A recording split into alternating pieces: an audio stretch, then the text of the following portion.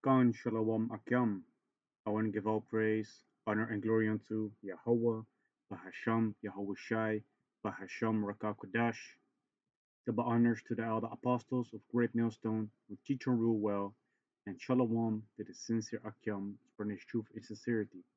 Shalom. This video I want to talk about the nature of Esau, Edom, the so-called white man upon the earth, which is considered to be our greatest enemy. Thus says the Bible. And I actually want to relate it back, to two situations in which I've been put in the last couple of weeks. The one was just by myself, and the other one was together with the brother, who I'm working with, and we basically was thrown in some sort of coup, man. So first things first, I want to go into the book of Sirach, chapter 12 and chapter 13. First, I want to, go into chapter 12 and speak a little bit about the situation between me, and the brother, and the situation that we have been put in, and basically we also came out victorious, man. We did the right things, and we basically overcame the wiles of the devil, man. So this is Sirach chapter 12, and let me start at verse 10. Never trust thine enemy, for like as iron rusteth, so is his wickedness. Though he humble himself and go crouching, yet take good heed and beware of him, and thou shalt be unto him as if thou hadst wiped a looking glass, and thou shalt know that his rust hath not been altogether wiped away. And the situation that me and the brother was put in is the following. I work as a handyman and a small um, and basically a contractor for small jobs, and when I get questions about paint jobs or other similar jobs to painting, you know, I um, I basically hired a brother, to perform those jobs for me. So I basically mediated through my company, and get the work done, by hiring the brother, man. So for this one job, for a company that I already work for almost a year now, I've had the question for a new recent location, for some paint job to be done. So I hired the brother. He basically told me, what he wanted to have, and then I made up, the estimate, and sent the estimate to the company, which they agreed upon. you know so time goes by, some extra job has been added to the estimate, some extra things was being asked to do as well, on top of the already agreed upon estimate. But during that time, as the brother was working there, she approached him behind my job, basically behind my back, Salakia, for another job, you know. So I am, the handyman that is in effect, for that company in all the locations that are basically connected to that one organization, and the paint job has been done through me, but now she directly went to the brother, for another job, which had to do with the damaged flooring, that had to be fixed up with, epoxy coating or epoxy floor. And the brother told me that she had inquired about it, whether that could be done. Whole story behind it, and um,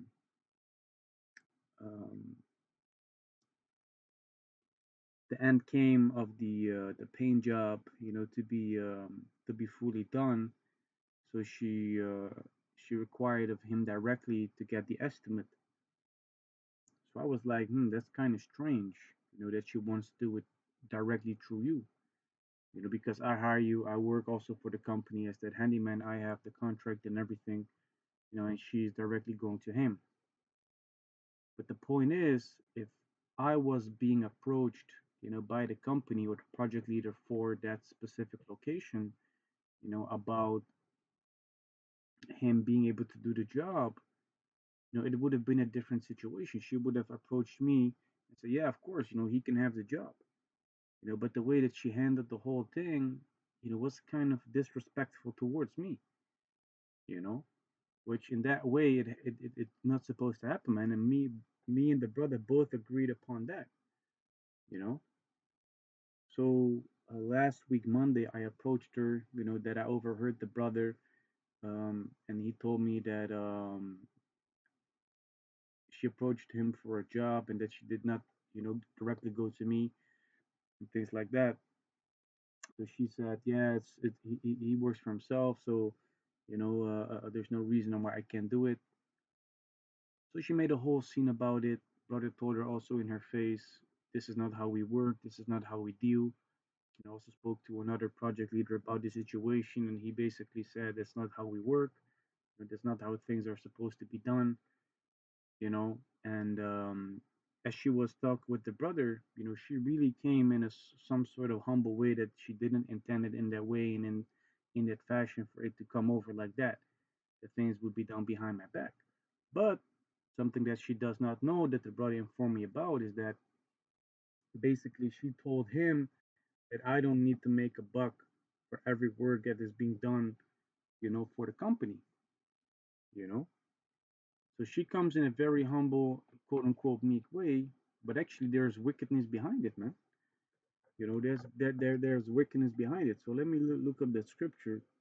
When he speaketh fair, believe him not, for there are seven abominations in his heart, because that's not the way we deal, man. People in the world might do such a thing, but we in this truth, we have a certain integrity and certain morals with which we work, man. And if it would be the case, that the brother would, be not basically have integrity concerning that, then he would have said, yeah, sure, of course, you know. But we work with in a certain way, in a certain mannerism, man, that we treat each other the way that we want to be treated, So we should put ourselves, in each other's seats sometimes, man.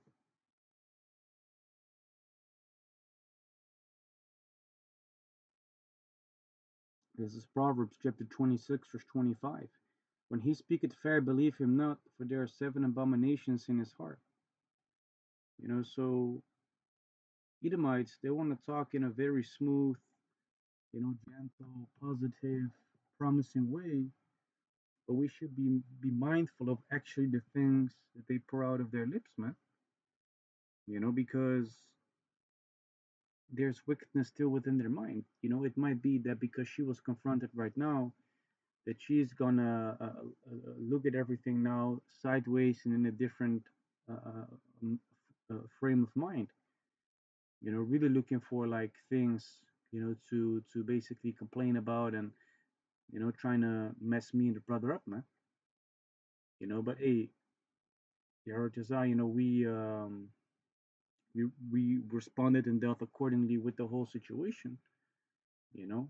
But here it says, Sirach chapter 12, verse 11, though he humbled himself, she came in a very humble way, the brother told me, and go crouching, yet they could heed. We still should be aware of what these Edomites do, man. So the message of this lesson is be aware, man. Be aware of these Edomites' nature, and beware of him, and thou shalt be unto him as if thou hadst wiped a looking glass, and thou shalt know that his wrath hath not been altogether wiped away. So when we have, that looking glass is actually referring to a mirror.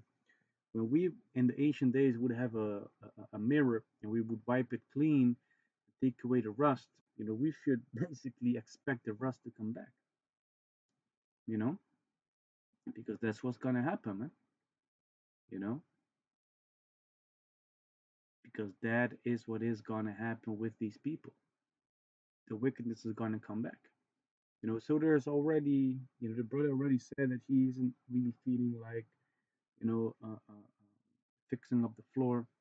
and things like that.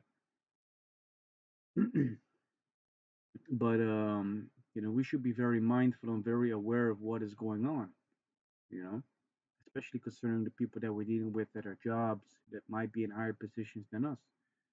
And that brings me to my next situation, which is my main job. And my main job is working in the infrastructure as a low voltage mechanic, and making cable joints, making low voltage cable joints, and things like that. So I work for this company which is run by Amalek. They lend me, as a mechanic, to the distributor of the electricity company over here in my region, and I have the agreement with them verbally that we're going to use a certain agreement, for self-employed people that prevents, like the relationship as if I'm still on payroll. You know, it's kind of hard to explain, but this man, he's constantly pushing it forward, man, like pushing it in the distance, making these false promises and things like that, and up until this point, it is getting to the point that I'm having enough of it, man. So as a last resort, I also texted his brother, which is also in a position that you can go to when things are not going right, to try and see if he's able to, bring him to his right mind, and sign the agreement that I made so that we can continue, upon business, man. But yet again, man, the Proverbs chapter 26, verse 25 can be applied to that same, um, to that individual as well, man. When he speaketh fair, believe him not. When he speaks all these great things, man, we should not believe the things that they're saying. You know, but there are seven abominations in his heart. He has all kind of wickedness in his mind, man. The time that I went to become self-employed, has been delayed already for like 9 months. 9 months and 15 days, because I told him I'm not going to become self-employed without this agreement being signed. Then I'm still on payroll. For me, it don't matter because I'm gonna just take my days and work somewhere else for myself. I'm not dependent. I'm not dependent on Amalek for my income. I'm dependent on Yahweh Bashem Yahweh Shai for my income. Because the Heavenly Father provides for me in all ways. You know, you see. So let us go to Sirach chapter 12, verse 16. An enemy speaketh sweetly with his lips, but in his heart he imagineth how to throw thee into a pit. He will weep with his eyes, but if he find opportunity, he will not be satisfied with blood. You see the mindset of our enemies, man? Our enemies, they don't want to see us grow and become better. They want to see our downfall, man, because they look upon us as filth, you know. Verse 17, if adversity come upon thee, thou shalt find him there first, and though he pretend to help thee, yet shall he undermine thee. So they're not gonna look at us as, basically equals, but they're gonna look down upon us, man, and pretend to help us. Meanwhile, they don't have even the intention to help us, man. Which, that brings me to, Sirach chapter 13, where it says, Sirach chapter 13, verse 4, if thou be for his profit, he will use thee, but if thou have nothing, he will forsake thee. So in the case of my employer, I can be for his benefit because I have, a certain skill on the technical level that is very quick and efficient, man. I don't even have to have done something once or twice. Once I've seen it, I'm able to do it. And that is concerning carpentry, for instance. With certain other little bit more advanced and difficult things, I might have to do it a couple of times, slow before I'm able to do it quickly. But these things come easy to me, man. All through the spirit and power of Yahweh Shem Shai. But in this case, I am for his prophet, man. So he sees me as someone that he can use because he has already been informed, by his brother that I have very great intelligence when it comes to technical work, you know. But if I have nothing left to offer them no more, they ain't gonna be, I ain't gonna be useful for them no more, man. So it says verse 5, if thou have anything, he will live with thee, yea, he will make thee bear and will not be sorry for it. If he have need of thee, he will deceive thee and smile upon thee and put thee in hope. He will speak thee fair and say, what wantest thou? And this is basically the situation with my employer, man. He has need of me, so he will deceive me. He will smile upon me, put me in hope with the agreement that still needs to be signed. He will speak thee fair. He will speak great words like, hey, so you're learning these things quick. Hey, good, man. But every time, I approach him with the question, when would the agreement be made? When would the agreement be made? He basically wipes it away, man. Verse 7, and he will shame thee by his meats until he have drawn thee dry twice or thrice, and at the last he will laugh thee to scorn. Afterwards, when he seeth thee, he will forsake thee and shake his head at thee. You know, basically, all they do is take until you have yourself nothing left no more, man. Till it eats you up from inside. Then they're gonna laugh at you. You know, you see. So that's that mindset that these people have, man. Very cruel, very wicked intentions, man. We in this truth, we should not expect them to be just like us, man. We might have mercy, empathy, but these people don't have that, man. These Edomites, these so-called white people don't have those traits, man. Verse 8, beware that thou be not deceived and brought down into thy jollity. If thou be invited of a mighty man, withdraw thyself, and so much the more will he invite thee. So this case, this man is more mighty than me financially, man. But he asked me to come over to his house to do a carpentry job, concerning his villa, which I declined, man. I told him today, like, hey, I'm sorry, man, but up until the point that you signed this agreement, I'm not even coming over to your house to the job, man. You know, it says, press thou not upon him, lest thou be put back, and stand not far off, lest thou be forgotten. So actually, what I'm doing wrong is I'm pressing him too much, man, pushing him too much for these things. It says, lest thou be put back. He'd be like, hey, I'm getting sick and tired of this, man. Stand not far off, lest thou be forgotten. But yeah, also you should not, take too much distance so that he don't even think about you no more. Verse 11, affect not to be made equal unto him in talk, and believe not his many words. For with much communication will he tempt thee, and smiling upon thee will get out thy secrets. So what they're actually trying to do is they're trying to become friends with you. Meanwhile, in this situation, it's just a business type of thing, man. But with the way that they talk, they want to be friends and then get certain information out of you, man. You know. So yeah, man. But truly, he will lay up their words and will not spare to do thee hurt and to put thee in prison, which that goes into them eventually remembering or using that which you said against you. Man. You see,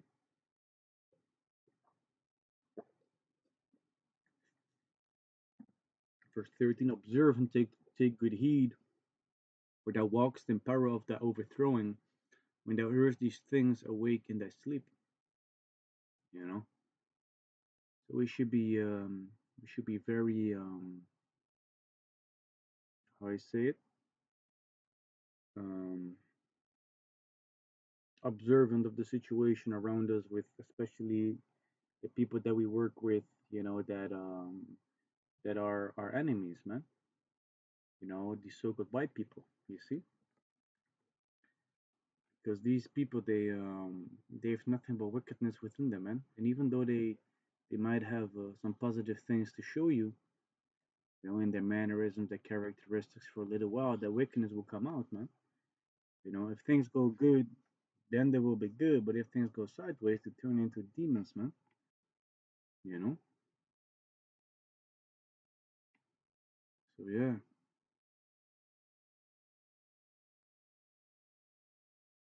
But yeah, that's basically what we have to deal with, man. And this knowledge, this wisdom that is handed down, and can be found in the scriptures right now, can be used to our advantage, man. Because now we will be more aware of what is going on, especially when we're dealing with these people, you know. So with that, I do hope and pray that this video was edifying. And with that, I want to give all praise, honor, and glory unto Yahweh, Bahasham, Yahweh Shai, Bahasham Rakakadash.